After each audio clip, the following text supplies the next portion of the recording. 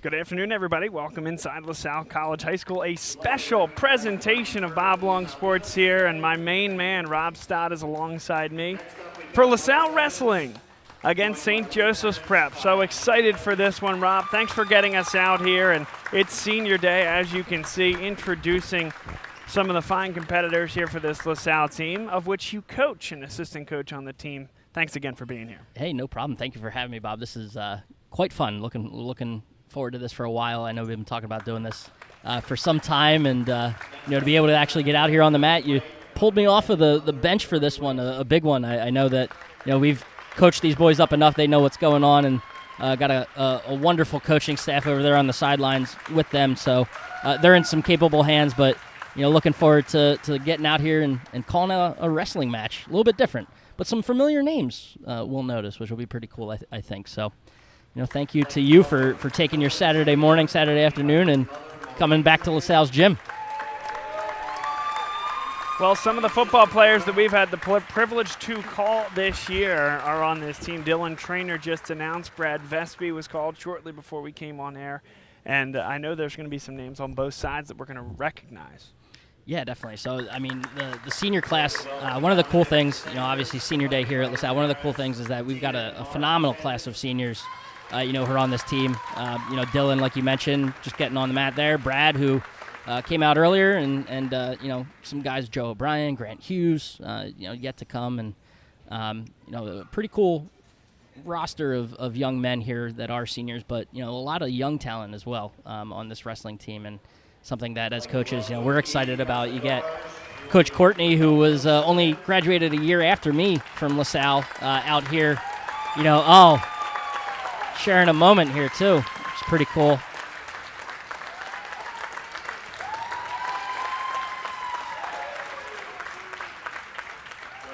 Coach Courtney spotted right there, is only his second year as head coach of this program, and to see him sort of take a team that was, not even half the size of what we have this year and grow to what it is today has been a lot of fun, and to be a part of it is something. Another name, Giacomo Ward, football guys will recognize.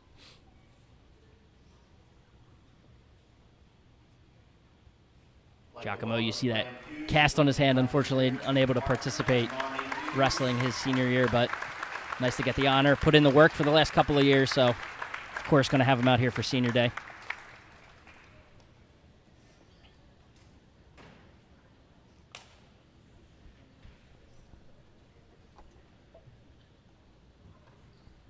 Grant Hughes, another name. One of the great tight ends on this team, on that LaSalle football team all year long. Yeah, and quite the wrestler. He's been wrestling heavy this year. He's been weighing in, around the 190, 195 weight class, but has been bumping up for us to 220. So he's been wrestling some guys that are a little bit bigger than him, but, definitely an athletic and strong competitor for this wrestling team.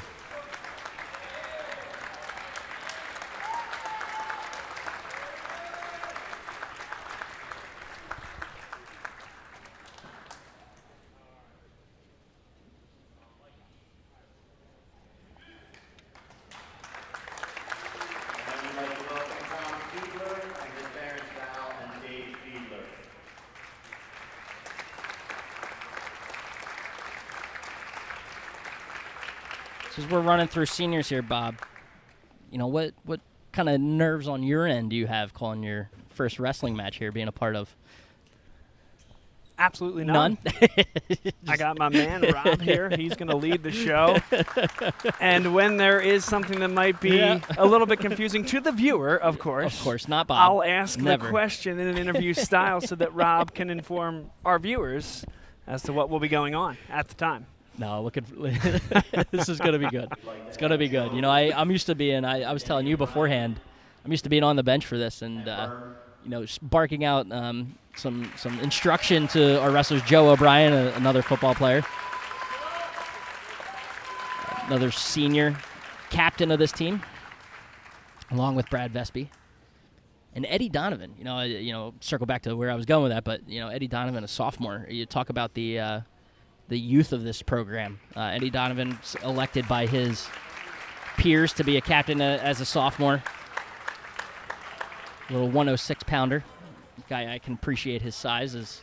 That was me right? Freshman year. Yep, me freshman year. I didn't break 100 pounds until this match, this senior night match. My freshman year is when I weighed in for the first time over 100 pounds.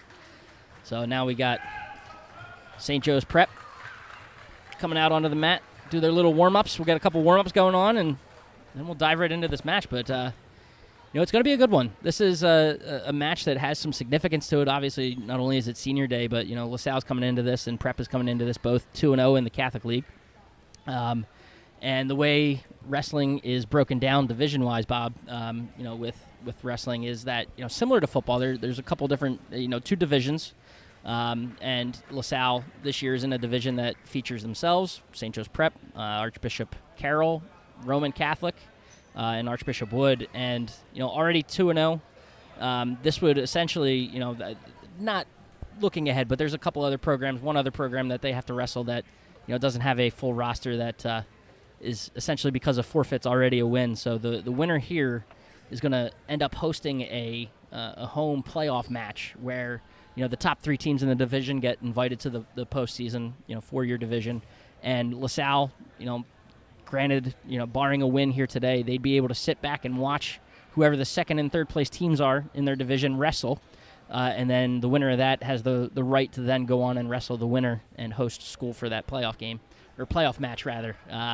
So a pretty cool, thing on the line here, not just, talking about seniors and going out in style, but and doing so against an arch rival of sorts. They actually have something to really wrestle for here today from a playoff consideration. Well, we're looking forward to it. It should be good warm-ups here. We wanted to get on the air for Senior Day festivities. We'll take a quick break, come back on the other side, and you're watching LaSalle College High School Wrestling here on Bob Long Sports for the first time ever. Stay with us. Nobody knows your neighborhood like Dunphy Ford. Nearly 40 years. Right here on Frankfurt Avenue. Generation after generation. Our neighbors continue to be our customers. We have access to the cars and trucks you want with financing you need. Dunphy Ford is Northeast Philly's first choice for America's #1 brand. 7700 Frankfurt Avenue in Mayfair. Online at www.dunphyford.com. Come experience the Dunphy difference. You'll be glad you did.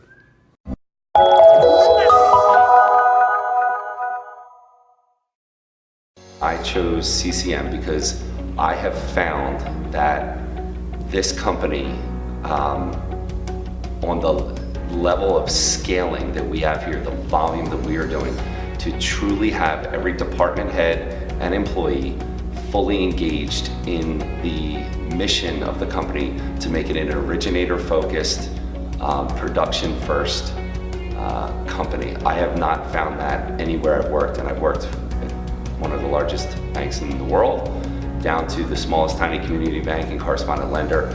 No one has been able to consistently deliver that message.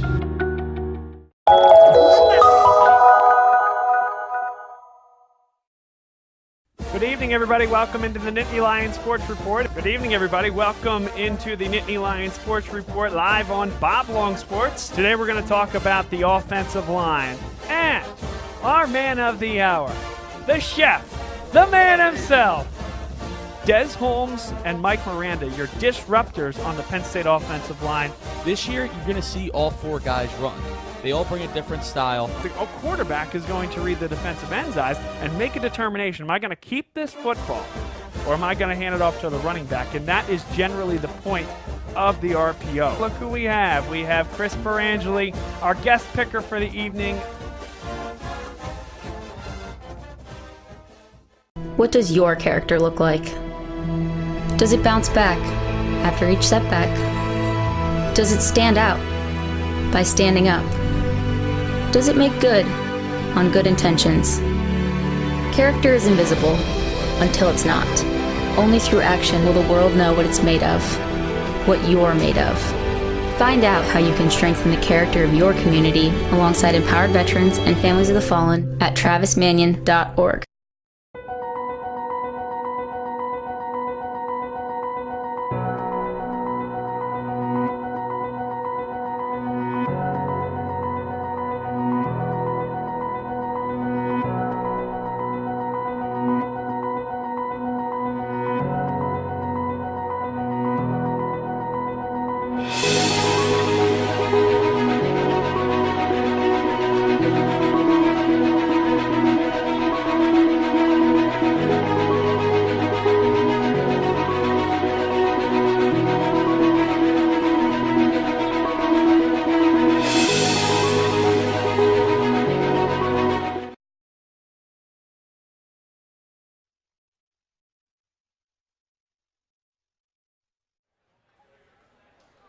So we're back here at LaSalle College High School, and right now St. Joe's Prep clearing the mat after their warm-ups. I think we're going to let it roll because this is a time that, wrestling, you think of wrestlers, I would get pumped in this moment.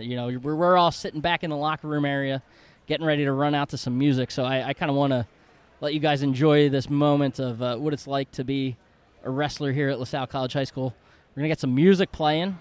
Unfortunately, it's the middle of the day, so the lights are on in the gym, but it's not actual lights. It's just the windows that have some sun showing through. You usually just see a spotlight on the mat, but, it's a time where the wrestling team gets to run out, warm up, get themselves psyched up for what is sure to be a phenomenal matchup here against St. Joe's Prep today in LaSalle's gym here in Winmore, PA. So now that we have Prep off the mat, LaSalle back in just building the tunnel suspense area, back building there in the suspense, locker room. getting themselves psyched up, maybe saying a little team prayer. And then they will hit the mat and get to warming up. But it's time to dance, baby. It is. It's going to be fun. It is. Bob Long Sports coverage with Rob Stott here for LaSalle College High School wrestling on Senior Day against St. Joseph's Prep, the arch rival, the Hawks, coming into town here today. Winner will get a home playoff match.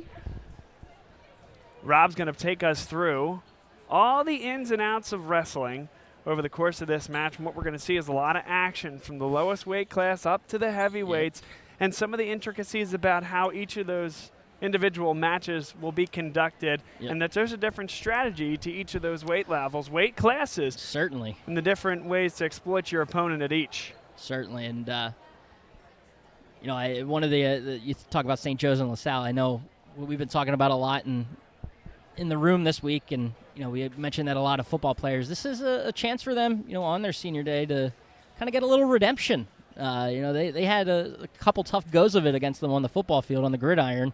So I know that they're excited to get a different kind of crack at St. Joe's Prep today and sort of take out some of those aggressions here on the mat. So something fun to look forward to today. And, talk about starting weight classes. Something cool about wrestling is that, you talk about strategies and you got to try to find the right matchup at different weight classes for you that, you want to have your certain guy out there against the other team's guys.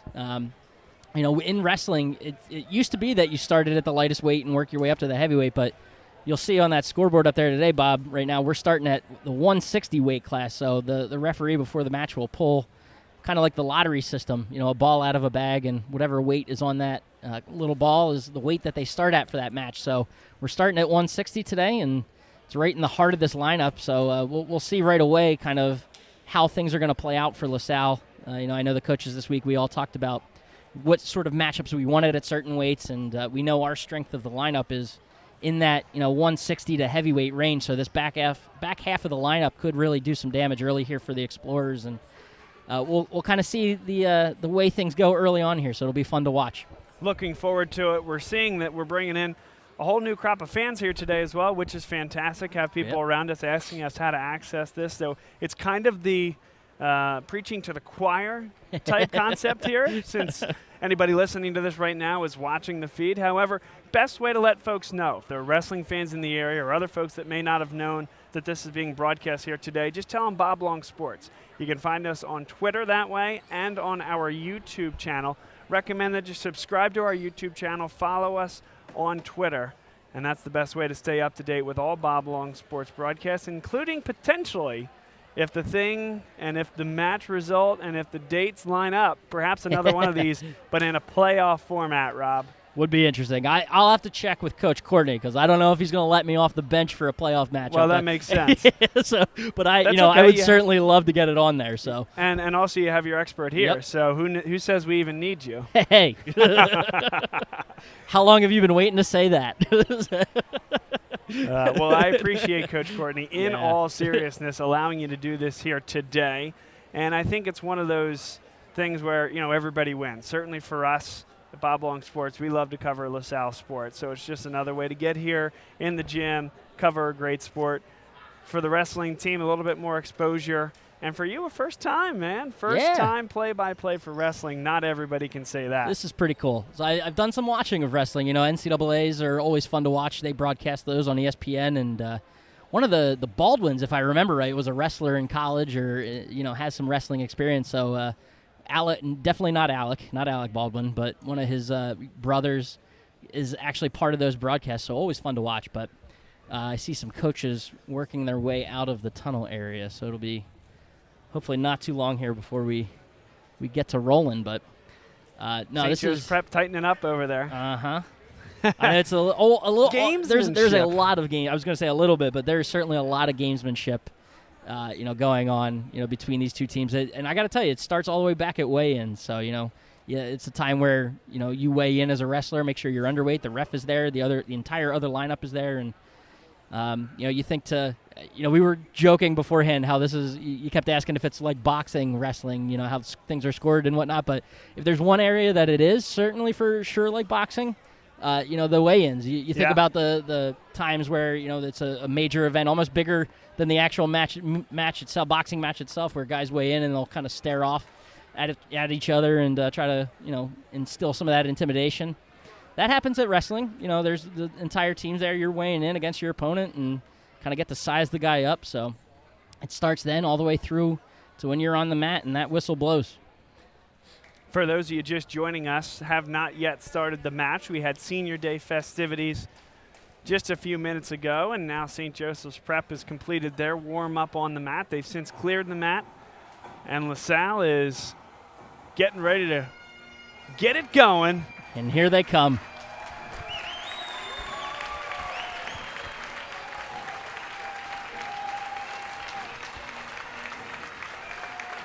Led out by that sophomore aforementioned captain, Eddie Donovan.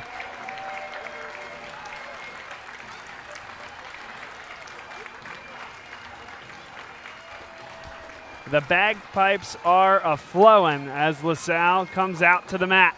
And a little birdie told me that might have to do a little something to do with the guy just in front of Eddie running around the mat. That'd be heavyweight Ryan Wills. I know Coach Courtney isn't always a fan of running out to music, and that was something we always did. We loved it, when we were in high school. I don't know why he's gone away from it, Coach Courtney, but a public airing of grievances, though, from Rob Stott. These guys got him, convinced them to do it today, and right now, see them all circled up in the middle of the mat. It's time to get fired up. Those last little pre-match thoughts and captains talking themselves up and getting guys pumped and ready to go here.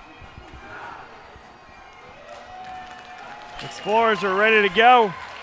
We're ready to go here on Bob Long Sports, our first ever wrestling match broadcast.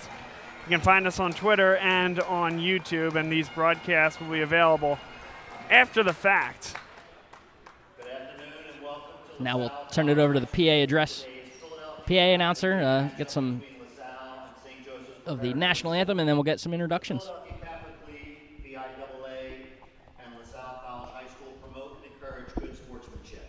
We ask that you be positive in supporting your team. Please avoid abusive language or inappropriate language.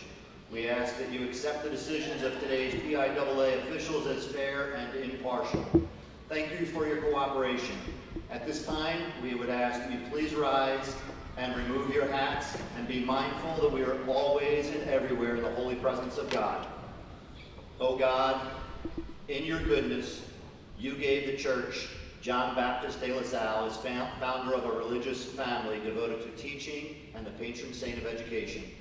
Grant that all of our athletes and fans may be able to this day follow his example of unflagging energy in pursuit of a goal, absolute loyalty to his brothers, and generosity to his opponents.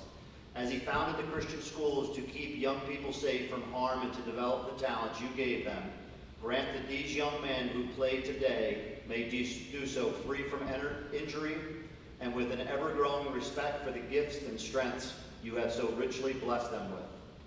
St. John Baptist de La Salle, live Jesus in our hearts. Please remain standing as we honor America, our men and women in the armed forces and veterans of the military service with the playing of our national anthem.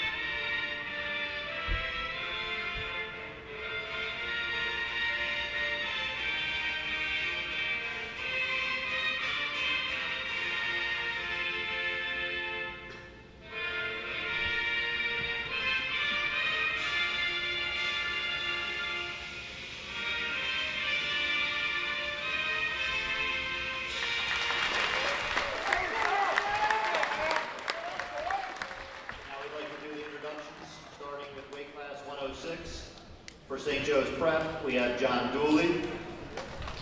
LaSalle, Eddie Donovan. St. Joe's Prep, Henry Rickner. LaSalle, Bobby Barr. And Dante Ulio for the Prep at 113 as well. Iliano, thank you. Thanks, Coach. Weight 120, for the Prep has Jimmy Baker, Kevin Ginnon, and Sean Ginnon, all at 120. For LaSalle, we have Sean Herron. 126 for St. Joe's Prep is Manus Cassidy. 126 for LaSalle is Desi White and Sean Lair.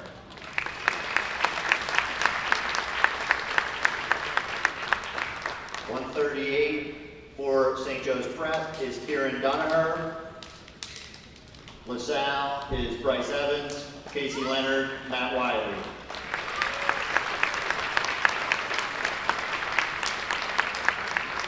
.145 for St. Joe's Prep is Michael DiTrolio and Cole Letterman. .145 for LaSalle is Charles Huber.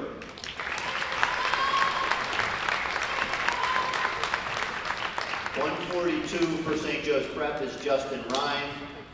152 for LaSalle is Brad Vespi and Garrett Sleeper. 162 for the Prep is Joseph Norsham. 160 for LaSalle is Jude Minnick and Josh Fayette. 170 for the Prep is Mike Maroney. 170 for LaSalle, Joe O'Brien. 182 for St. Joe's Prep, Ethan Kuzzi. 182 for LaSalle, Tom Fiedler and Dan Ford. 195 for St. Joe's Prep, Benjamin Ritchie. 195 for LaSalle, Grant Hughes. 220 for St. Joe's Prep is Edwin Colon and Maximus Fisher and Victor Roella. 220 for LaSalle, Dylan Traynor.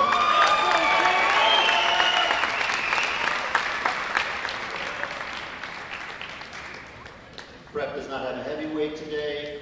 LaSalle is Ryan Wills.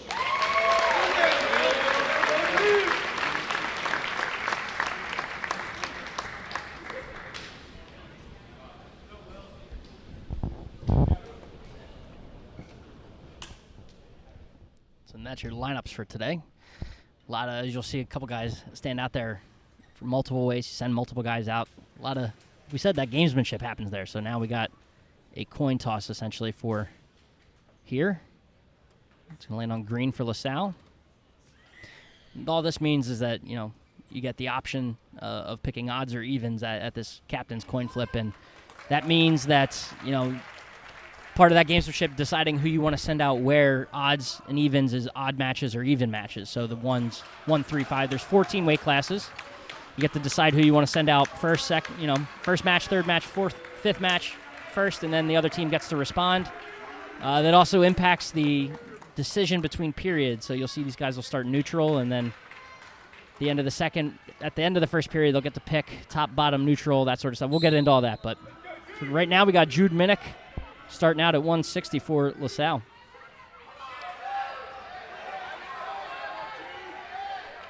Jude doing a nice job of defending a shot there, and nearly getting a throw before they go out of bounds.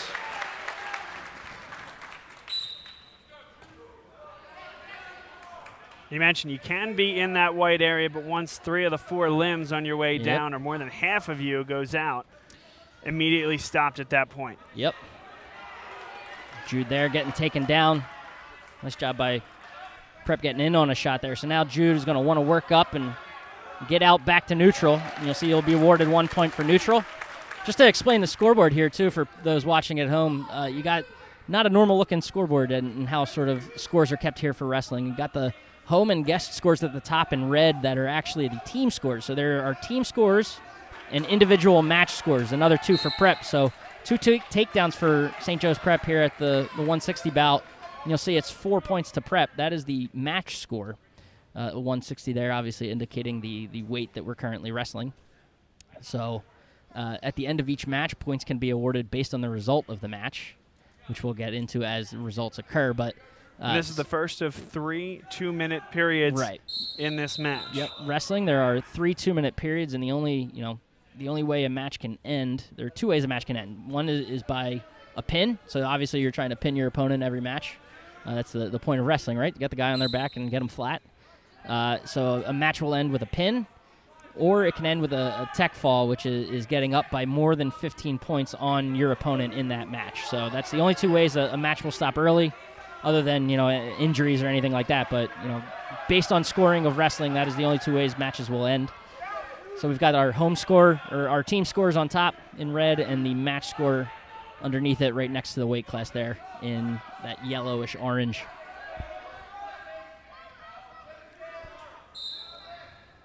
Now they're off the mat here, so 4-1, and you described the different ways that you can win the match. There's different point totals associated with each, and we can discuss that at the end of this 34-second runoff here.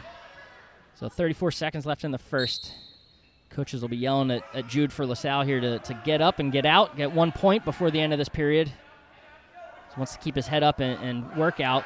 Meanwhile, Prep Wrestler has a half in. He would want to have Jude flat, break him flat as he's trying to do right here before running that half. And the ref will stop it there, potentially dangerous. So wrestling, obviously a sport of wanting to use leverage, turn your man over, crank him. You're using strength. You want to inflict that quote-unquote pain, but refs will only allow you to inflict so much before they blow the whistle for potentially dangerous moves. So that is penalty there for Prep. You get 3 cautions apologies. You get 2 cautions that will be kind of seen as a mulligan of sorts. You're not allowed to start before the whistle. So on the 3rd caution, it is a point for your opponent. So now all of a sudden we've got a tie match here. Jude's got 3 seconds left. Does not, and he gets not what you want to have happen to start this match for LaSalle.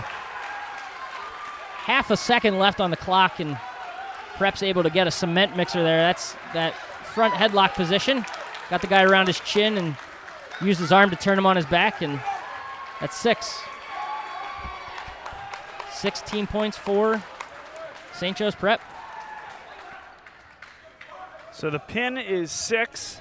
Yep. There's also 5 points, 4 points, and 3 points for respective wins. 5 for a tech fall. That's that 15 points or more. 4 for a major decision, which is between 15 and 8-point individual match victory. And then 3 for a regular decision.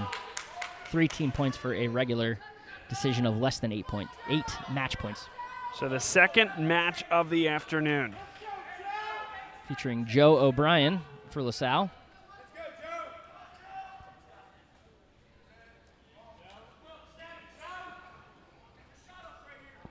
Joe doing really well as a senior captain of this team for the Explorers. The 15-3 record. I believe that's 16-3 because the records I have here don't reflect the Roman Catholic match. That was Joe. That was a nice aggressive move by Joe to try to get a takedown near the edge of the mat, but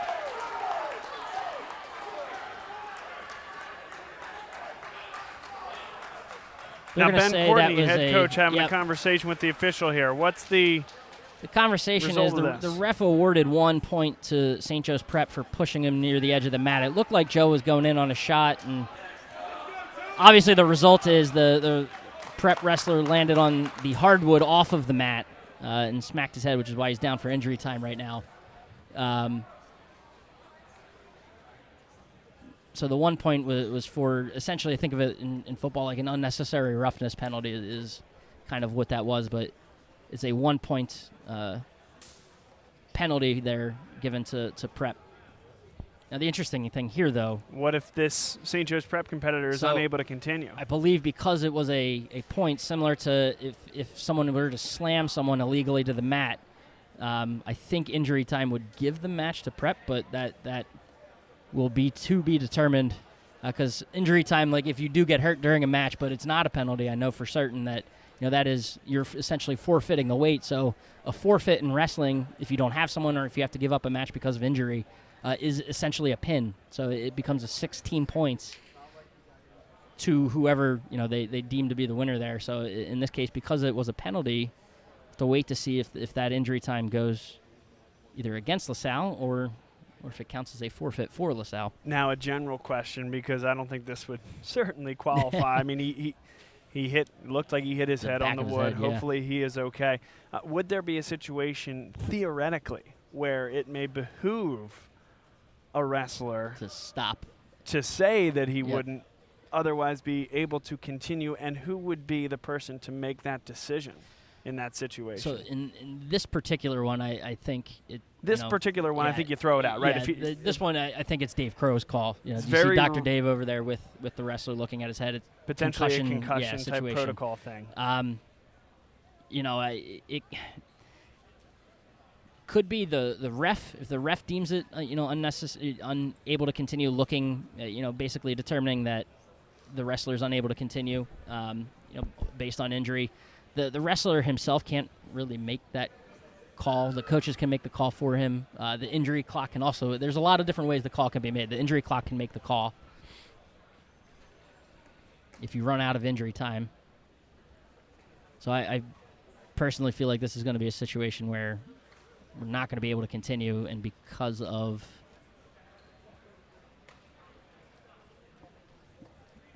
now the official made some sort of signal here. And great to see the St. Joseph's Prep wrestler up and on his feet. Yeah, so they're going to stop the match. And it is, since it was a penalty, it is 6 points to Prep.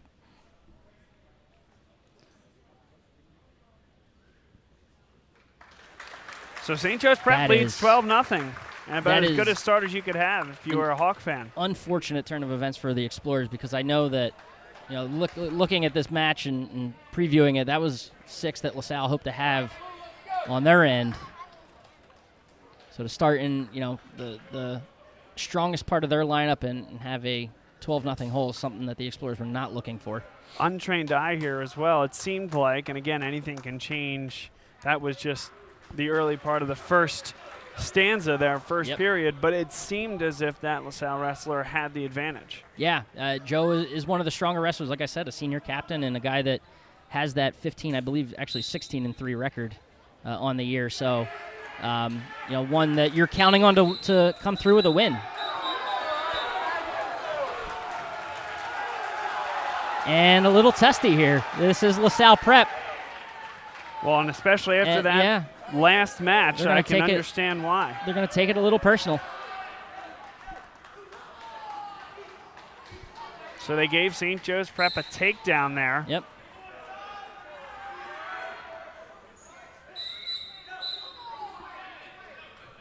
And Thomas Fiedler here, the LaSalle wrestler, going to want to get up from bottom. You see him trying to escape there.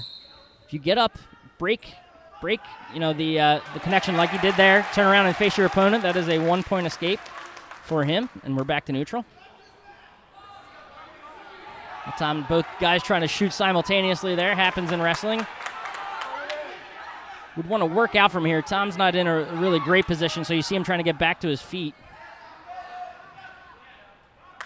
And break that tie up there. It's a good move for him just to reset and try again. And you'll see a lot of stepping around, walking around, action-reaction sport. I think we either discussed at the top or right before we came on, Bob, was sort of how I described wrestling. It's action-reaction. So you want to get your man moving in a direction. Everything you're trying to do is to set up sort of your next move. So Tom here should be moving around. You see the hand fighting. Big club into the back of the head. I mean, that's fine. Get the guy thinking that you're going for the head and go in on a shot like Prep did there, and just didn't work for him. Tom trying a cement mixer, a move that I know the coaches won't be too happy about, but gets 2 there for the takedown anyway. And why would the coaches not be happy about the cement mixer? That's a move where it's sort of you see that at younger ages, and it's a move, if you don't hit it right, you can really put yourself in a position where you're exposed to get on your back, and you're giving the guy excellent leverage there, and something Tom did a nice job avoiding. But final 19 seconds here of this first period. You see the escape, so we got a 3-3 score, looks like, unless anything happens here the last 10 seconds. But you want to see a little action, so be good for him to do something safe like that. And hold on here for the last 3. And another shove off the mat, but we're going to not hear anything.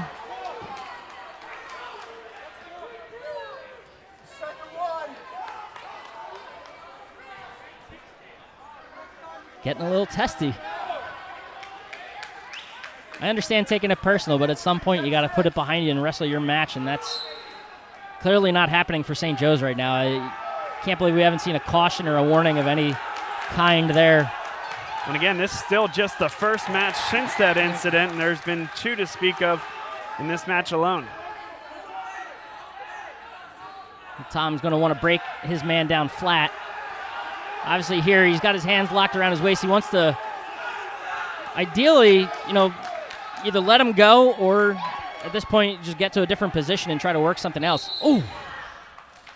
Hard crossface there. That looked hard, but a legal move there by Prep. So they're still down.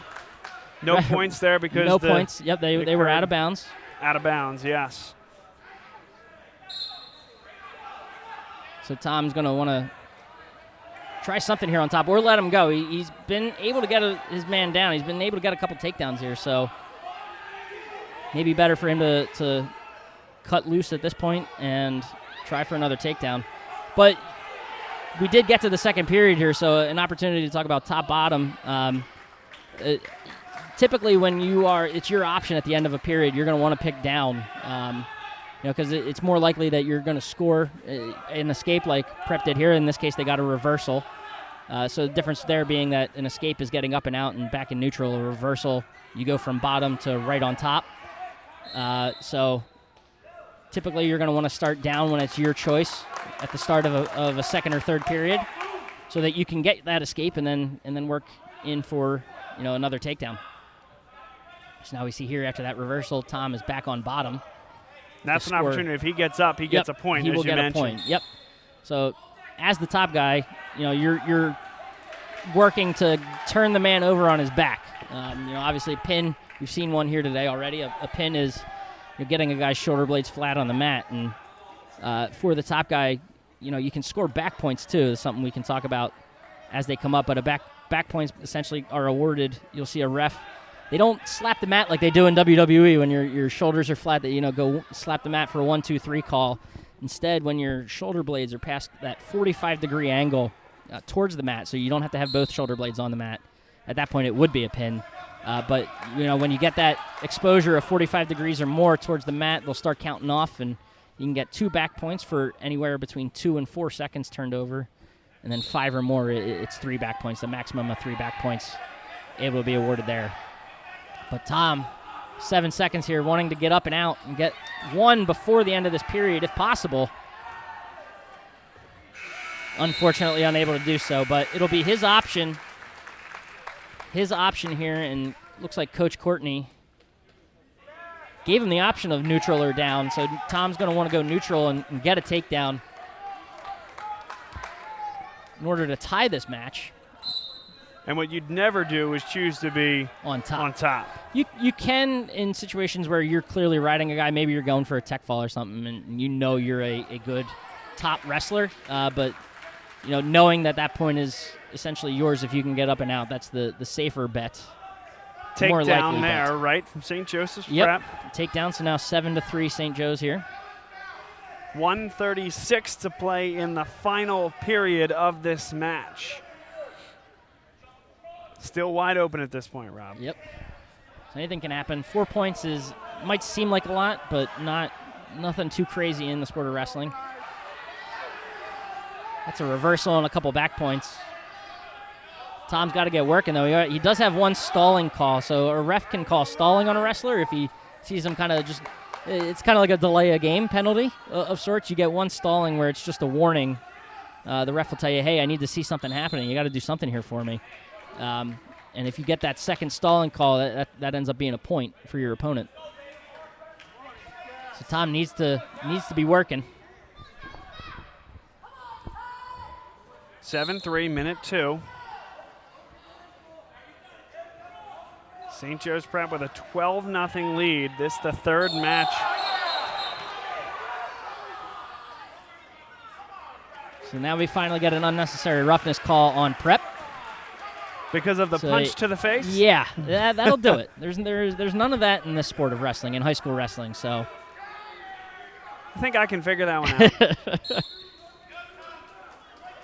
So Tom, at this point, just needs to get up and out and one takedown. And the match is, he'll be able to force some overtime. What he doesn't want is to get turned on his back, and he's got to get up and work. But for St. Joe's, in their perspective, their view of things, doing a nice job riding here. No reason to push the issue. Can lock up the 3 points. 19 seconds left. Getting late for Tom. Down to 10. Just a nice job. Nice response after a scary situation there for Prep. So a big 3 for them here. They will take a 15-0 lead going into the 182 bout. Oh, I'm sorry, into the 195 bout. And heavyweight is what weight, Rob? 285. So we've got 195. We're getting into the big boys now. So 195, where you'll see Danny Ford here on the mat, a sophomore, a name we might recognize as well. Brother, Eric Ford. That's right. Cornerback for LaSalle College High School. The football team. Coming out here, been wrestling 195 for this team. Maybe a future cornerback? Maybe. We'll see. Have you talked him into that? Well, no. I like him on the mat, personally. Nothing wrong with, we've got a couple football players we've been able to convert to wrestlers, but I like seeing them on the mat and dedicating that time to honing their craft here. When we get around to Brad, though, we can talk about a couple of the times this year where football broadcasts, I saw some of his tackles, and they looked like double leg takedowns that I'm sure you'll recall. So we'll sort of see that skill come to the surface here as he steps onto the mat. I recall you saying that during those broadcasts as looks well. like double leg takedowns, and it showed in the wrestling room. It's been fun watching him. Really, this whole team. These guys they're aggressive. They're hard workers, and the score might not show it right now, but they've been putting in the work this year, and it has paid off for them. Correct me if I'm wrong, though. These things can turn around very quickly. Oh yes, yeah. Wrestling is it's a sport of angles and all sorts of stuff. But you could be the best wrestler in the world if some scrub just happens to catch you in a headlock on a bad day. That is 6 on your back, so it doesn't matter. It's any given meet for wrestlers. I know there were plenty of situations where there were times, and I can think of one in particular, a Catholic League championship match, going to North Catholic, where wrestled a JV kid that had to be called up because he was, there was a hole in North Catholic's lineup, and someone that I wrestled him, that was the first time I wrestled him, but I wrestled him maybe 9 or 10 times after that at different meets, tournaments, stuff like that. I have a 9 or 10-1 record against them, and my one loss was in that match. Just the moment maybe it gets too big for you or something along those lines, it just, anything can happen. Now this match, we've seen a lot of stoppages. Yeah, a lot of grappling going on. Guy, we talk about trying to work for position, get into good position to shoot a shot like Danny just did there and get in on a nice single leg, a little high crotch it looks like. But, that's setting up those moves. There's a lot of pushing around and getting into tie-ups and things like that and making guys step. So that's why you see them moving around the mat and running out of bounds. That happens. It's been a hard-fought, sort of stalemate at this point. Who has the leverage at this point, Rob? Right now, Prep, well, I was going to say Danny had the Prep kid where he wanted him if he could keep driving, but the second he goes flat, now you're kind of giving the Prep kid better position here, where if he could just get his legs free, he'd be able to get behind Danny for his 2-point takedown. So now you'll see a 0-0 score. The option is LaSalle's, and they take down for that potential escape.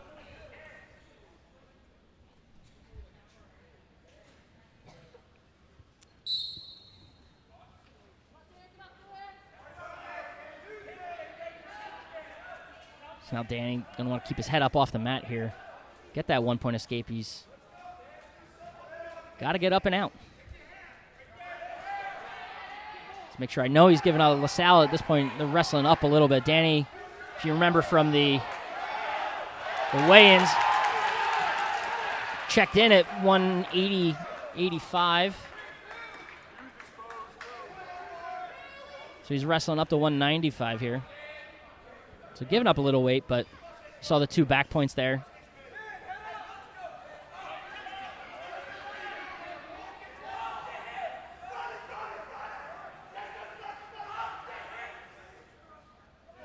So for the prep wrestler, what he's going to want to do, well, yep, he did. You want to stay behind your man and get him flat. The second you give Danny an opportunity, he's going to take it like this. Danny doesn't have his 1 yet, so there's still going to be a reversal. He never got away from from his opponent, so he didn't get the 1 escape, but he does get the 2 reversal there, which is good for him.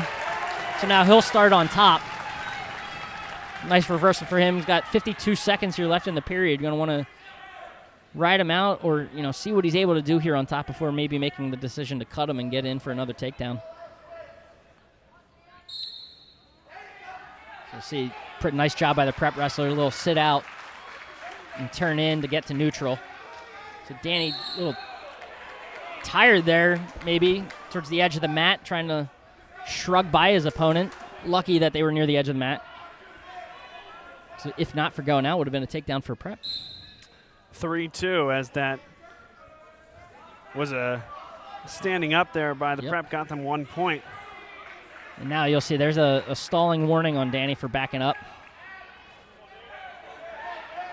So no points awarded, just a warning, and he's grabbing the singlet, so that's probably...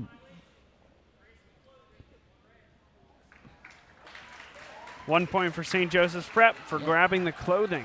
Yep. Interesting. Don't see that too often.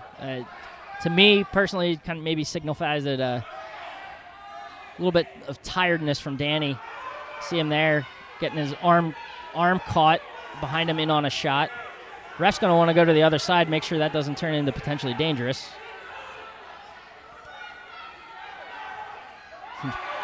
Content. Nice job by Danny getting some leverage. Want to keep his feet in bounds if he can get his head out. Unable to do so, though.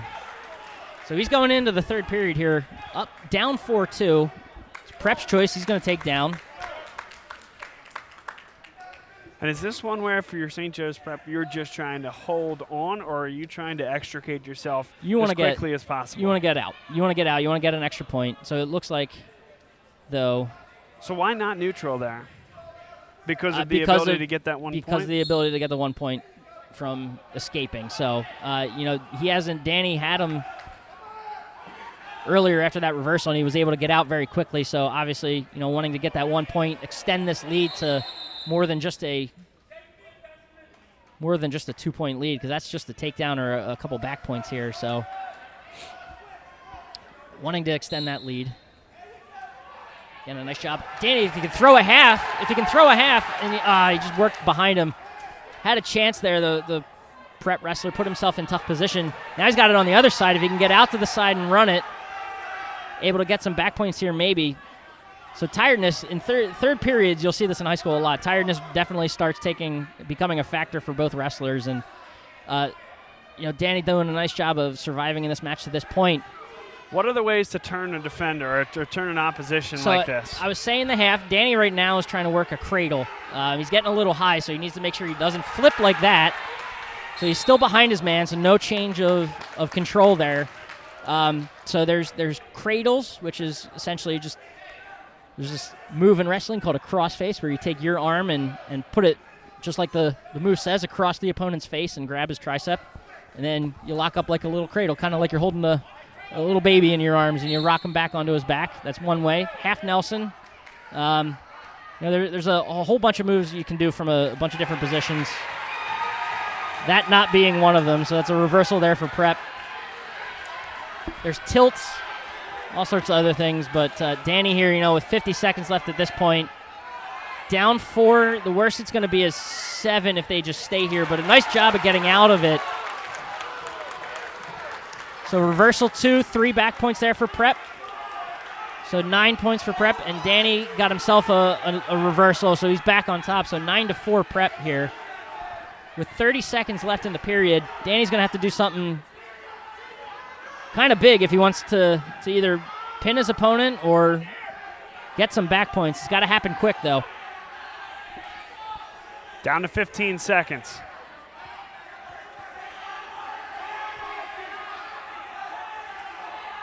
Looking to turn him over. At this point, not enough time. Hard-fought match. I know, like I said at the top, Danny's giving up some weight here, so a nice job by him. Get that 1-point escape, so 10-4. Still just a regular decision. If it was 8 points or more, that would have been a major decision and 14 points. So 18-0 here for the Explorers early on. Things not going their way. Yeah, Hawks lead the Explorers 18-0 as we go to the 220-pound weight class. So we'll see Grant Hughes out here at 220 for the Explorers. Again, LaSalle wrestling up. Minus knowing the names of these guys, is there any way to know who's going out there, for example, the St. Joe's Prep wrestler? They had, so we've got their weigh-in sheet. So they weighed in 2 guys at 220, knowing that one of them was likely going to bump up to 285, so heavyweight. Got it. So my guess, just by a quick look here, this is going to be Maximus Fisher. It's interesting. For St. Joe's. It's as if wrestling matches are not designed for broadcast teams. It's interesting. You don't have, it's not, positions and numbers and things like that. You got weigh-ins, and short of being there for weigh-ins, sure. Might have been able to get a better look at some of these names, but I know that St. Joe's, they didn't weigh in a heavyweight today, so they are bumping one of their guys up from the 220 guys up to heavyweight. So it's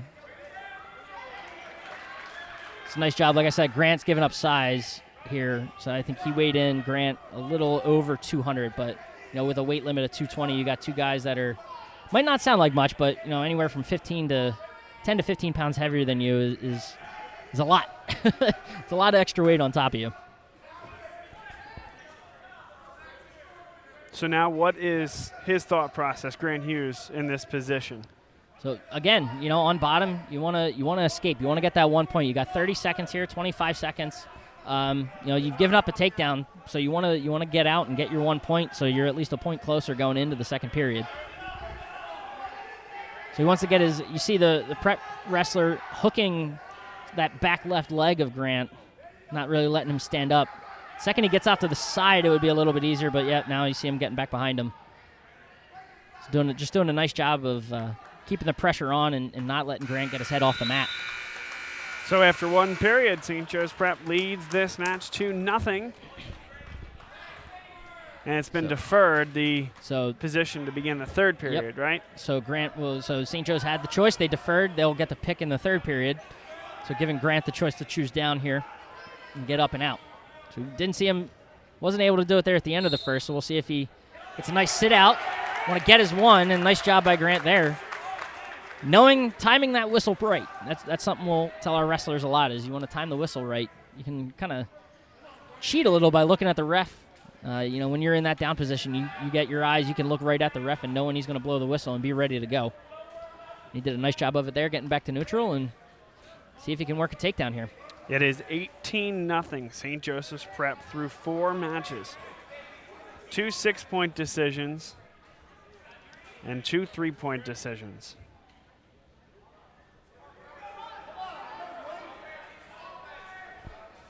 So Grant just working in a circle. Trying to set up his move. So the heavier we get, one thing you'll notice, you'll see fewer shots. So a shot is when the wrestler on offense shoots in, literally, lowers your level, like Grant did right there. Try to shoot in at the legs and get good position, get his legs and take the guy down. So typically when you get up to these heavier weights, you're going to see that a little less. Grant is more on the athletic side of 220. Obviously stuck in a not great position here and gets himself stuck. Nice job by Prep of catching Grant and getting 6. So a 24-0 lead here for St. Joe's Prep. And just so that I understand and our viewers understand, a lead like this, what's the equivalent in a football game? Well, we're not halfway through yet. So, I mean, it's not insurmountable. It's 4 pins. They're, just a couple of pins and you're right back in this. We're not halfway through the match. This is the 5th match. So, LaSalle has plenty of time to get themselves back in this. If you're talking scores of a football match, maybe it's 13-0 at halftime. So 2-score game, 2 touchdowns, you're right back in it. It's a 2-score game. Not going to be able to make this up in 2 matches. Of course. But, heavyweight is a time you'll see pins typically.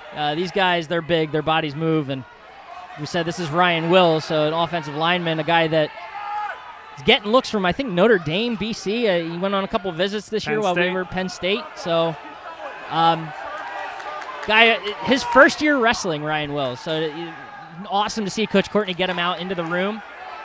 And he's embraced this sport, and it's been fun to watch him just get so excited about it and really fired up. Nice job there by Wills to get the takedown. Trying to bring his man back to the mat.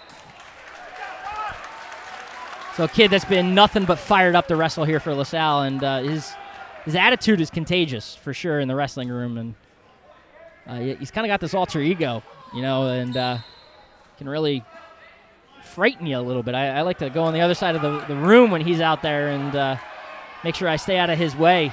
You see him throwing a half Nelson here, and he's trying to power half. So typical half Nelson would just be one hand under that shoulder on the back of the head. Will's there, able to turn his man over, and now just wants to get off of his knees and pick the Prep kid's head off the mat. Prep readjusting there, not going to work, and nice job by Ryan Wills.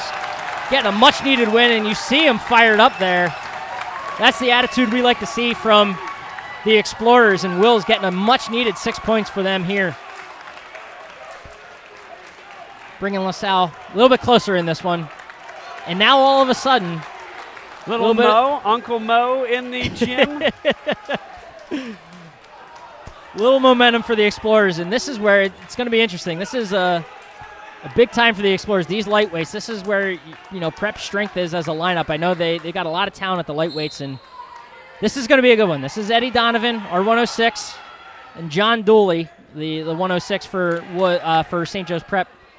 And they met once last year, and it was a close match from what I recall. Eddie got hurt as a freshman and didn't finish the season, so Eddie ready to go, a captain of this team, and wants to carry that momentum from the heavyweight. We go right to these lightweights, and you see it. It's a different style of wrestling. It's a different type of match. A lot quicker. Things can happen here. So you'll see a lot more shooting, a lot more nimbleness, I guess, on the mat is what we'll call it. So Eddie coming into today. Lightweights are tough to come by at the high school level. You see very few of them these days. You saw very few of them when I was on the mat, honestly. So I know my freshman year, there's a lot of forfeits that I was just thrown out there for. And like I said, forfeits are 6 points, so it's their big 6 points. But I think Eddie, if I remember right, has about 8 of those this season already, to go along with a record that he's 15-3, and that was prior to Roman Catholic. So I believe make that 16-3 with eight forfeits for Eddie. So he's been excited to actually get some wrestling happening for him, and he likes going out there and getting the 6 for his team, but wants to wrestle. And we'll see him bring it today against Dooley here for St. Joe's Prep. A lot of jockeying here. Still no points on either side. Under a minute to go in this period. Eddie in deep on a shot. Needs to work up. Use that leverage. Nice to see him on his, you want to drive into that on his toes. And either arches back up and pick Dooley up, like he's trying to do, and drive out to the side, but had decent position, but a nice job there of recognizing where he is on the mat and get reset. Are you more likely to see points traded or pins at the lower level versus the heavyweights, or is that not even a good question to ask? No, it's a fair question. A lot of it's not going to be, when you're a bigger guy and you get stuck on your back, it's tough to get off. You'll see a lot of there's going to be pins in the lightweights. It might happen, but it's typically not as frequent as they would be at the heavier weights. Just because guys can kind of squirm around and get off their backs a lot easier at a lightweight than they can when you're talking about 220 or heavyweight. 2-point takedown there for St. Joseph's Prep at the tail end of that period. Just to talk about the other side of this, John Dooley, the Prep wrestler. Decent kid, 10-7 on the year for St. Joe's Prep. So 2 kids that, and then if you look at forfeits for Dooley, he's got 4 of those. So six wins of the traditional wrestling variety as opposed to the 8 that Donovan's coming into this match with.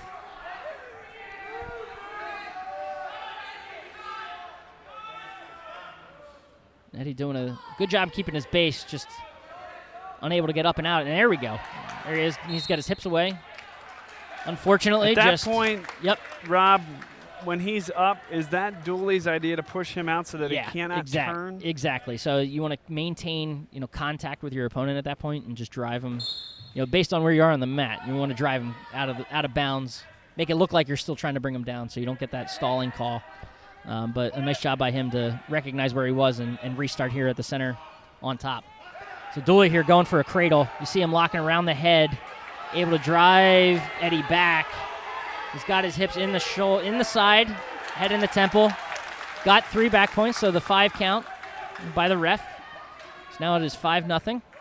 But avoided the takedown and not the takedown, but the pin. Yep. So now trying to work a tilt. You see the ref, that up and down motion with his hand, signifying that Eddie is not past that 45-degree threshold to start counting back points. So Eddie with 45 left to go. Dooley's doing a nice job of riding him, so Eddie just needs to get up and get out. At this point, easier said than done, but here we go again near the edge of the mat. He's unable to keep it in the center. My read on this match is that Dooley for St. Joseph's Prep has really had control from start to finish, but only 5 points. It can turn on a dime. Yep, he's done a nice job of riding, Eddie here and getting some back points. So, Eddie had the choice, picked down, and was unable to get out. And again, just a situation where he's unable to contain there essentially with Dooley. And Dooley on the return to the mat, able to keep Eddie in a position where he's giving up back points.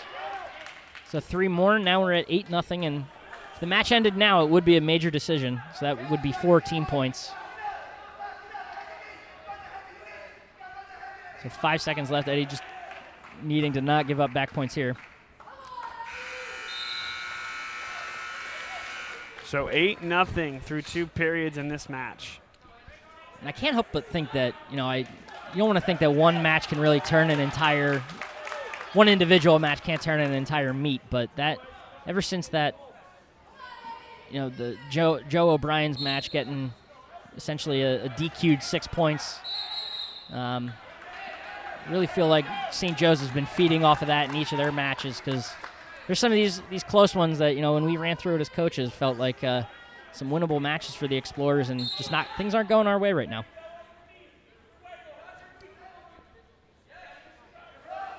So I believe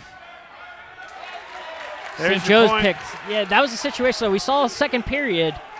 Dooley rode Donovan really well. So that was a situation where it was St. Joe's choice for the third period, and they picked top, thinking that Dooley could maybe ride him out or get some more back points. Boy, that was quick. That took me right out of my camera view. You're right. Nice. These little guys are quick. It's a nice head snap there by Donovan. You see Dooley staying low. Eddie's hands are hanging here a little bit, looking a little gassed. Needs to just fight through this. I mean, it's 8-1, but, one move, one headlock, one crazy throw, anything can happen here. So he wants to get out of these tie-ups, though. Nothing's going to happen from a tie-up. Staying ear to ear. Needs to get better position. Nice job sprawling in on that shot. See if he can get a turn here. 1:04 to play in the third and final period of this match. 8-1 lead for Dooley of St. Joseph's Prep. So Eddie, you see him grabbing that ankle, spearing that ankle. Needs to get out to the side of that ankle and just throw his hips into him. Instead, Dooley did a nice job maintaining leverage and able to break down Donovan and get the 2.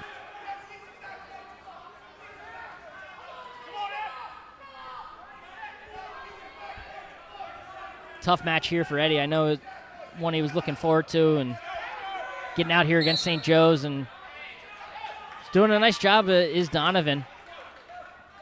Is Dooley of taking Eddie down.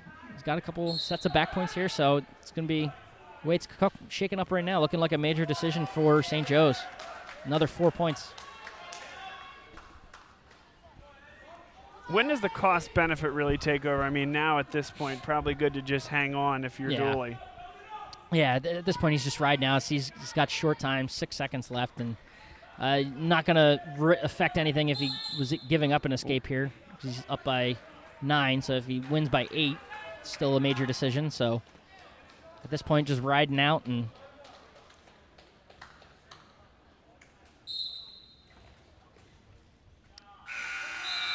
the reason I asked that question there, Rob, is St. Joe's Prep gets another 4 points with the major decision. Yep.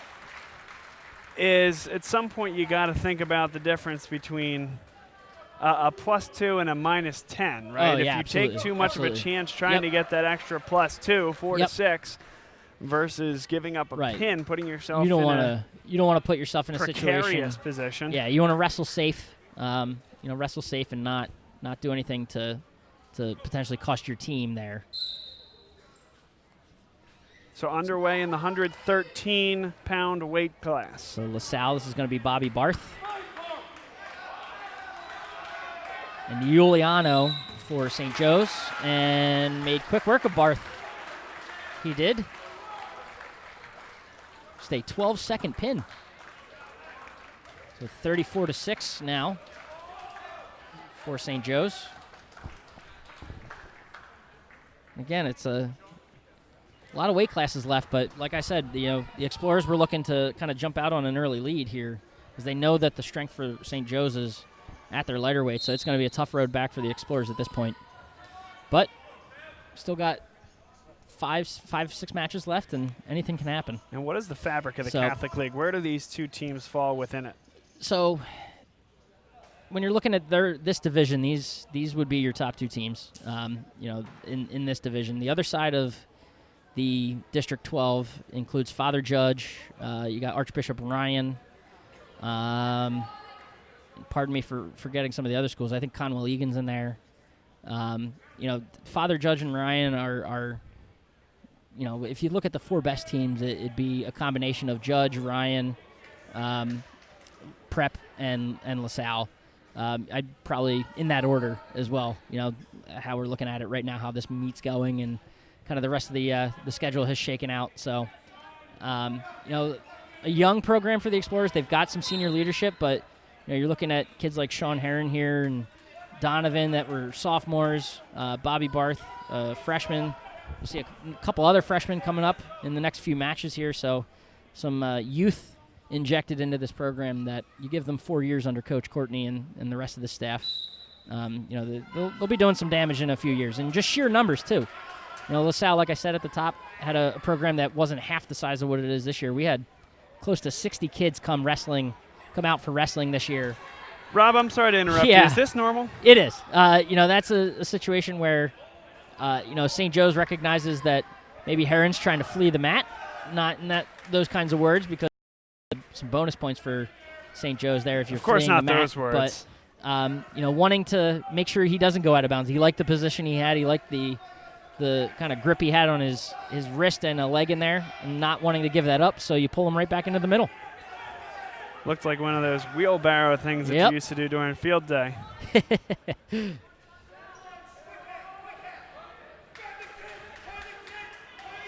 Now this is that cement mixer move where you got his right arm wrapped around the shoulders and left arm around the head, and left arm around the shoulder, and it's a nice move there. And a little showmanship from St. Joe's Prep. They're feeling it. They are certainly feeling it right now. Another pin there, 40-6. St. Joseph's Prep will head to the 126-pound weight class. And at this point, total possible points in a wrestling match is 82. So once you get to 41, that's about it. So I think at this point, I'd mathematically hold on one second. Let me do some quick math. Well, Salle, if they would have to have 5 pins here in the next 5 matches to win. It would be 41-40 would be the final score. So, result of this match means a lot. Even if LaSalle wins by decision, it gives St. Joe's the meat. When you so total possible points that either team can score. If you pinned or forfeited every weight class, 14 weight classes, you're looking. I'm sorry, not 82, 84 points. So, right now, at 40-6, with 5 matches to go, LaSalle would need. They would still need the same thing. Yeah, they would still need the same thing. So, a decision here for St. Joe's, or even a decision for LaSalle, ends the match. Which I might be wrong. 36 times 5 matches is 30 points, so 40-36. My apologies, Bob. Not to dissuade our viewers from hanging in there, but this meet is it is over at this point. So the best LaSalle could do is 40-36, but that's Looks another. Like they just gave up another pin. It's another 6 for St. Joe's and makes it 46-6. Well, that escalated quickly. What happened to 13-0 in the second quarter? I know, right? They can get out of hand. Let's see if the Explorers can get a couple wins here in the final portion of the matches. Sean Lair, a freshman, coming in at 130-32 here for the Explorers. Part of that youth, movement that I mentioned a moment ago, and kid that had a couple wrestle-offs to earn this varsity spot, and did so by beating a senior to earn that spot. So a kid that has the talent, and it'll be interesting to see how he grows over the course of the next few years with this program. And those wrestle-offs, is that essentially one and done, kind of something like this, Nope. or is it a best of? We do best ofs in our program, so best of 3, to win a spot on the varsity roster. But it's not a one and done in terms of that best of 3. You could challenge that guy the next week if you think, hey, I had a tremendous week of practice. I want to get back out there, and I think I can get my spot back. You're always looking for challengers and wrestle-offs and things of that nature. So a lot of internal competition here throughout the season amongst the team as they get ready for each individual meet. So here, nothing's happened yet. No control. You see, Lair's got the arm there. St. Joe's Prep has the leg. It has Lair's leg hooked. So if he can get his arm out, it would be 2. But absolutely nothing yet. Lair doing a nice job here of maintaining that, what we call a whizzer, is how he has that arm hooked. He just wants to keep leaning into it, keep cranking down on it, making sure he doesn't let go of it. But also, what he's doing nice here is circling, too, to make sure that, Prep wrestler can't turn him onto his back. Nice job there by Prep of working out of it. Just kind of going back the other direction. Down to the final 10 seconds of this first period. So Lair doing a nice job, short time, getting a hold of that leg, and looks like that's going to be it for the first period here at 132. So Lair's choice. See what Coach Courtney opts to do.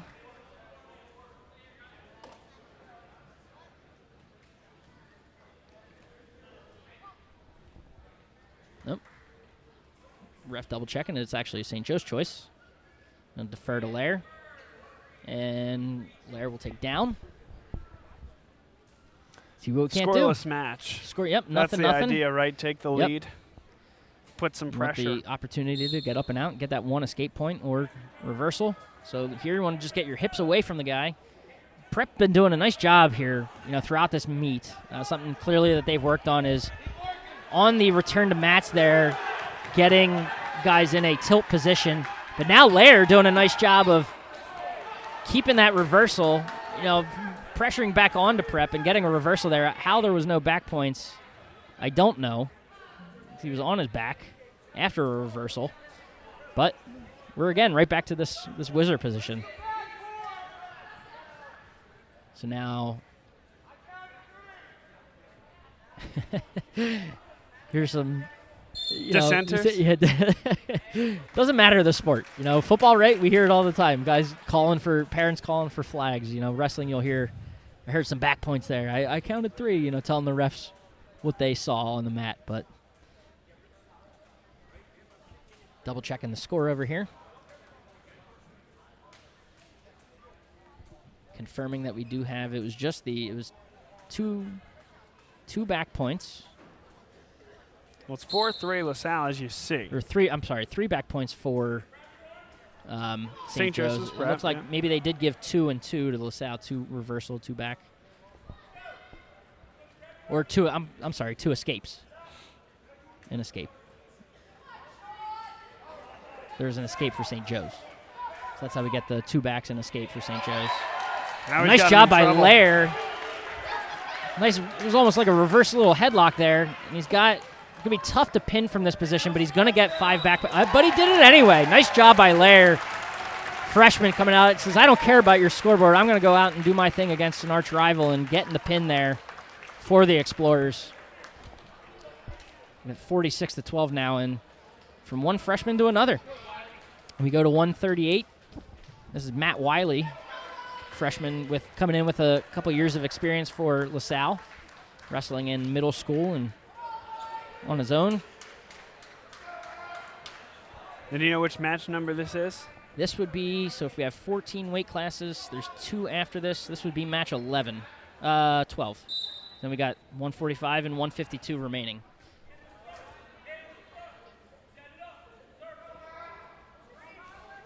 So we got 3 matches left. See what Wiley can do. Wiley coming into this meet has had plenty of time on the varsity roster for the Explorers. Is a freshman, has a 6-12 record. Got 2 points for the takedown there. Gets 2. Nice job by him working on the edge of the mat. Getting a quick 2 for takedown. He's got 135. See what he can do on top. You're looking for that first move. Nice job by him returning to the mat. In wrestling, it's all about, you kind of think of the bottom wrestler like a table. So you got 4 legs to a table, right? So you want to take as many legs of that table away as possible. Break the man flat. You got wrist control. You want to, control the ankles if possible. You see him here, that bottom position. He's standing up like a table. So Wiley, what we should be doing here, he's got that right arm, pardon me. Bear in mind that I am a Buffalo Bills fan, so the way we discard of tables is more WWE little than different. high school wrestling. I'm not diving off of trunks here, off of trunks of cars here. But so it's all about getting your man flat and using those different posts of the table to pressure your man onto his back in different ways. So you start here, getting that bottom position. Looking like a table. Wiley going for a chop. Make sure you don't get that switch. You get stuck. Nothing there. We're still there. There's the reversal. Crazy that you see all that action and no points awarded. But now is that because he lost his head guard? So they will stop when a headgear comes off. Don't want cauliflower ear here on these mats. It's if you don't know what that is, I always caution you to not look it up. You see any of these old-time wrestlers that don't wear headgears, opted not to wear headgear. Headgear as far back as when I was in high school. Yeah, as far as the olden days of when I was in high school, they required headgear during meets, but many years ago they did not. And you see these guys walking around, old wrestlers with cauliflower ear. Which is what exactly? Think of your ear being all the cartilage in your ear being filled with fluid. it's not a pretty sight. Essentially you got all these like curves and whatnot in your ear, right? Imagine it being sort of just a flat piece of cartilage that maybe that it gets so puffed up that ear hole closes and you're essentially deaf out of that ear. So it can be that bad. It can get that bad. Typically what you'll see is guys that they still have a little bit of an ear hole left, but just all solid cartilage around it. Okay, let's go ahead and get the headgear back on at that point then. Right. So I'm with you, Rob, it's 100%. Nasty. It's nasty. So you think about it. You see these guys when they tie up. I assume the sport just figured it out at some point that this was happening. Headgear's been around for a while. It's kind of, I don't want to say always been a part of the sport, but you'll see guys at the Olympic level, that don't wear headgear. It's not required at that level. High school they do. Obviously, kids, you want to. Is it because there's some type of advantage potentially? No, it's honestly for the safety of the kids at that point in their ears and not wanting to see them. I mean the Olympic folks. Oh, the Olympics. It's up to the wrestlers at that point. You'll see some that do and some that don't. So it's a personal comfort choice at that level. If a guy's been wrestling for years and just doesn't like the headgear, you'll see them without it. We hear kids all the time too. There's different styles of headgear. We'll hear kids all the time complain about wearing headgear, like they can't hear coaches in a meet like this because everything kind of gets muffled in that headgear. I see. So it's tough to hear. So maybe, after a while, you're out of high school, you're out of college, and, you're wrestling at different tournaments in the off-season. You don't want to wear your headgear because, it's just not comfortable for you. But what would a coach be saying to you at this point in the meet? So, during the match, coaches will they'll keep an eye on what the other guy's doing, see what they prefer to do, if they have a preferred move, if it's a preferred shot, or, what he's working on top here. He may try to give you a couple of tips or body position tips to get out of what it is that they're doing, or words of encouragement are often barked out a lot. So, timing, how much time's left when your head's down on the mat like this, and you're so focused on trying to turn a guy, you're not aware of how much time's left. So think of it like yelling out shot clock in basketball, like shoot, something like that.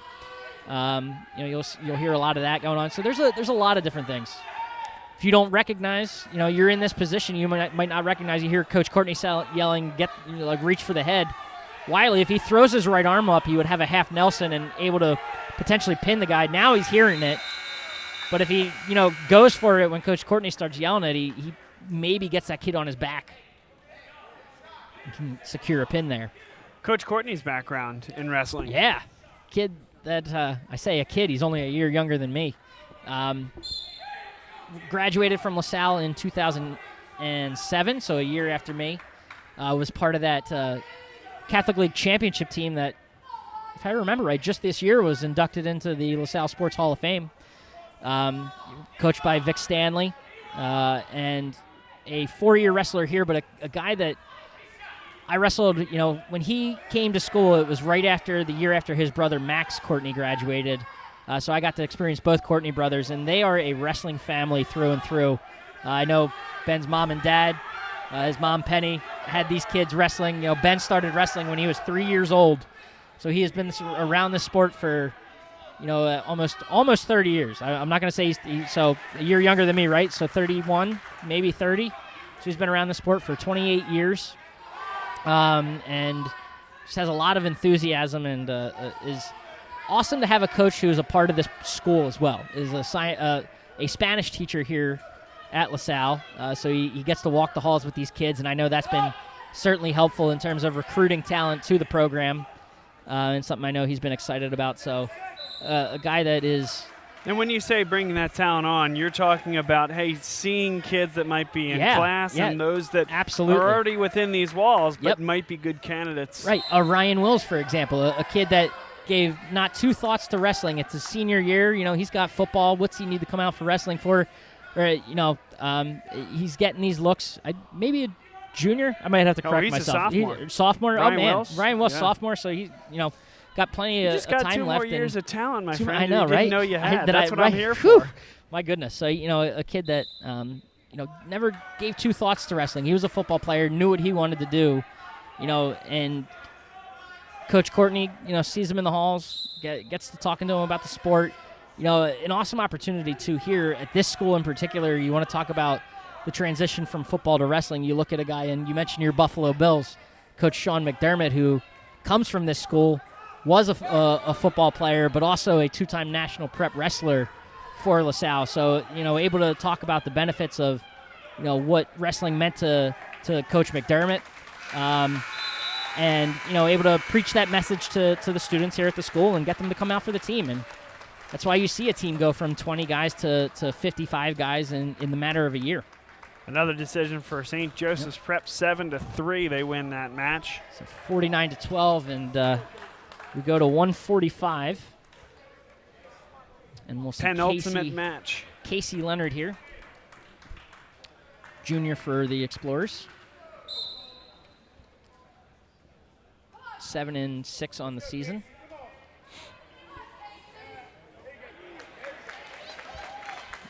Takedown there. Nice quick two for Casey. But yeah, to circle back to kind of what Coach Courtney has done to the program, I mean, it's been tremendous to watch. He's got a coaching staff that last year was just himself and a couple of alumni. I think he had 1 or 2 other alumni that helped him out during the year. Mike Furlong, who's sitting on the bench next to Coach Courtney right now, being one of them. And, able to work the program out to now we've got a staff of 6 coaches. You'll see 5 on the bench, myself up here in the booth. 5 of us are alumni of the school. The 5th, so it's myself, Coach Courtney, Coach Furlong, who wrestled here, graduated in 08. Coach Kieran Trainer, graduated in 11. And an incredible addition to the staff being Coach Anthony Piscopo, who is currently at Columbia, is taking a gap year at Columbia and coaching with us this year. Unfortunately, I think his wrestling career is over. He did wrestle at Columbia for a little bit, but had some head injuries that may have sidelined him and brought an early end to his wrestling career. But he's here helping us, and incredible to see. And then we've got Coach Fiorini, who is the dad of one of our freshmen, who's on the team. So heard that we were trying to expand the staff and hopped on board and has been super enthusiastic about getting in there, getting on the mat with these kids and instilling his knowledge. A Bethlehem Catholic wrestler back in his day, and doing a nice job here in our room. Make sure I get this right here. 7-2, 2 takedowns and 3 back points. Yep. And then 2 stand-ups there for St. Joe's Prep. 7-2, exactly. 17.3 to play in the first period. Getting it is Bob Long. I love it. How about that? Got you everyday wrestling commentary now all of a sudden. Look at this. See? How about it takes us? one match. One it takes match. one match. Now, how do you enjoy doing this? Obviously, wrestling matches are not often broadcast. Yeah, so this is something. It's cool to see. In terms of learning from this, the learning experience from this is definitely being better at understanding the other roster. I know my own roster very well, having been in the room with them every day the last month and a half, 2 months. But I would love to see what a coach like Coach Furlong would do up in the booth here, because he's the guy that he's our scout of sorts that goes out there and looks at the other teams and tries to pick matchups that we want and things like that. So do you think he'd be up here commentating it with a whole bunch of enthusiasm? Here's the pin. Here it comes.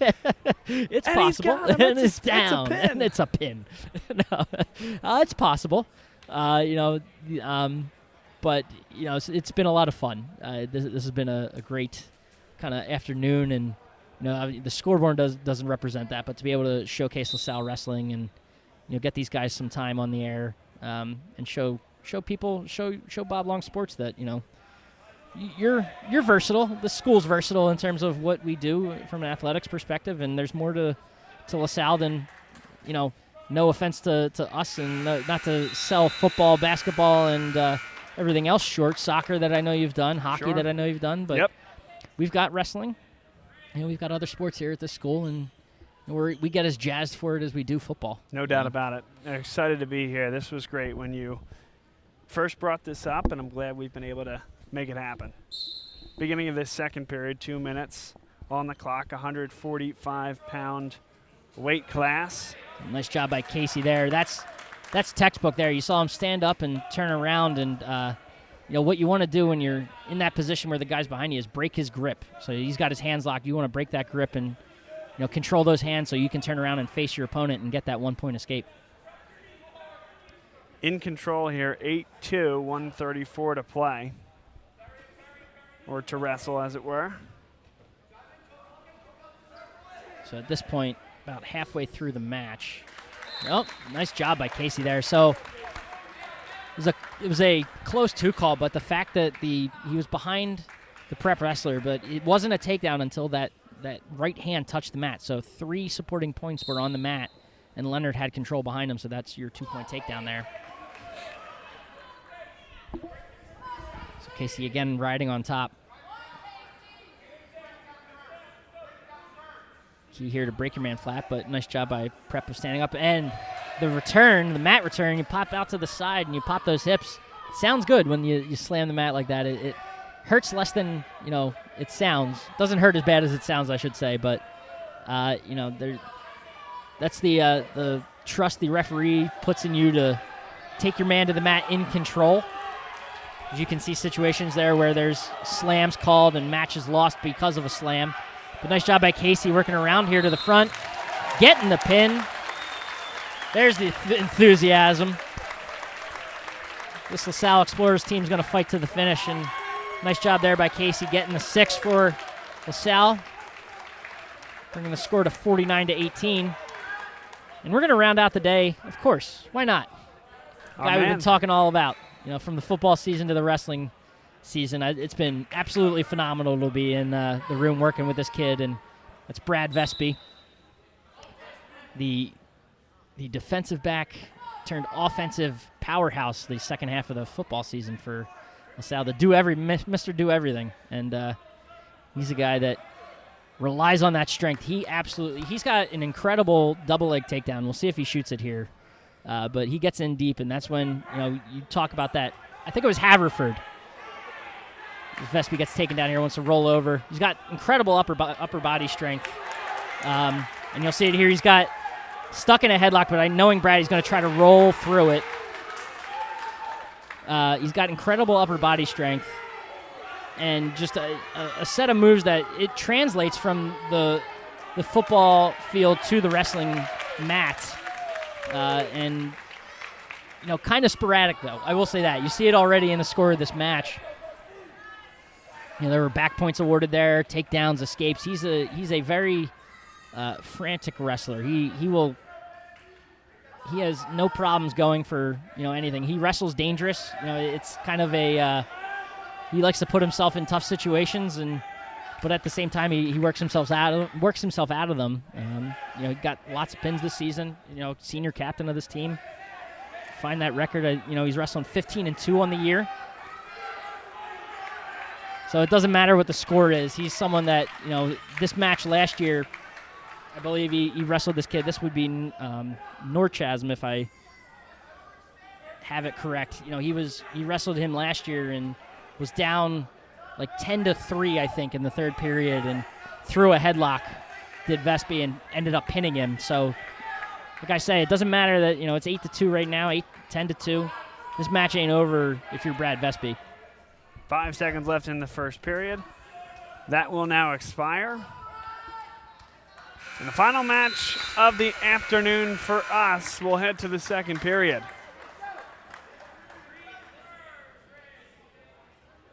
Coach Courtney telling him, he knows Brad's a good shooter.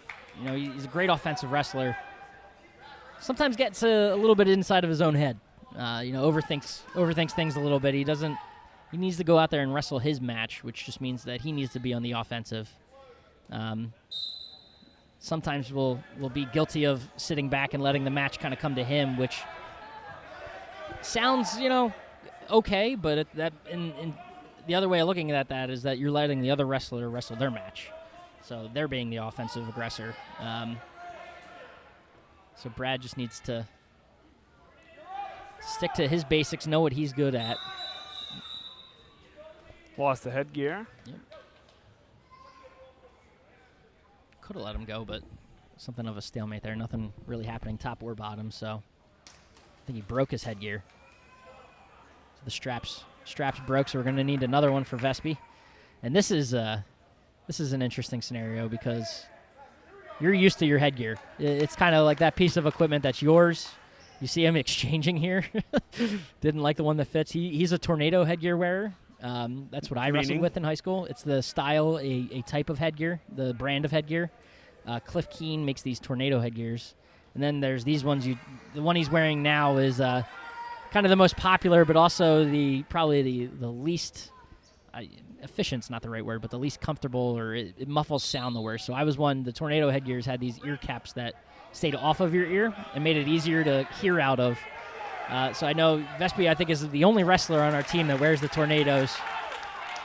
So now to see him in a new headgear, hey, got an escape with it already, so we'll see how much of an impact it actually has. There's that cement mixer, and again, Vespi, that upper body strength. Like I said, doesn't matter the score of the match. He's got that upper body strength, able to throw it. Just needs to keep good position here. Rip that head off the mat and put chest to chest, stay on his toes. Watch the roll through and gets the pin to end the night.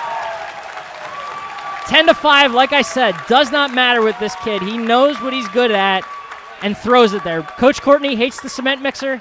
Vespi loves it, knows he's good at it, throws it, and ends the meet at, not the score that you want, but ends the meet in style for the Explorers. Ends the meet in style for you as well, Rob. That was a good call, my man. I may not know wrestling, but I know broadcasting. Sounded like that was a good call, man. All right. Well we made done. It happen. Absolutely. A lot of fun up here. Enjoyed every minute of this, Rob. Thanks for getting us out here to do this, to showcase another part of LaSalle athletics that we have not yet done. So the list gets a little bit smaller of sports we haven't broadcast yet. Bowling, keep your eyes and ears out. We're coming Squash, for you. Maybe we'll be there someday. Squash. Now, I would love to see it. I would love to see it. So, no, this has been awesome. I appreciate you, Bob, taking the time, on a Saturday afternoon to come down here and let us showcase this. So I know these kids have been working hard, so to put them, on broadcast and kind of let people see what they've been working at and how hard they've been working has been fun. There he is. That's assistant coach Rob Stott. Well, thanks for being here, Rob. You did a great job, as always, my man. And a little something to get your broadcasting vibes going in the time between football season ending and beginning of the next year. Yeah. So got to keep those juices flowing. So I look forward to it. I was getting a little antsy here at home. I obviously in the wrestling room, but at home, not spending Friday nights or Saturday early afternoons with you. And so it's nice to get back out here and get the headset on in front of a microphone and talk about these kids and what this school's doing. So your appreciate final 49-24. Rob, you want to take us out? Yeah, appreciate all you guys, spending your Saturday afternoons with us here on Bob Long Sports, watching LaSalle College High School wrestling. Unfortunate, not the result we wanted, but happy to be able to bring it to you. And as always, for Bob Long and Rob Stott, I'll say so long for Bob Long Sports.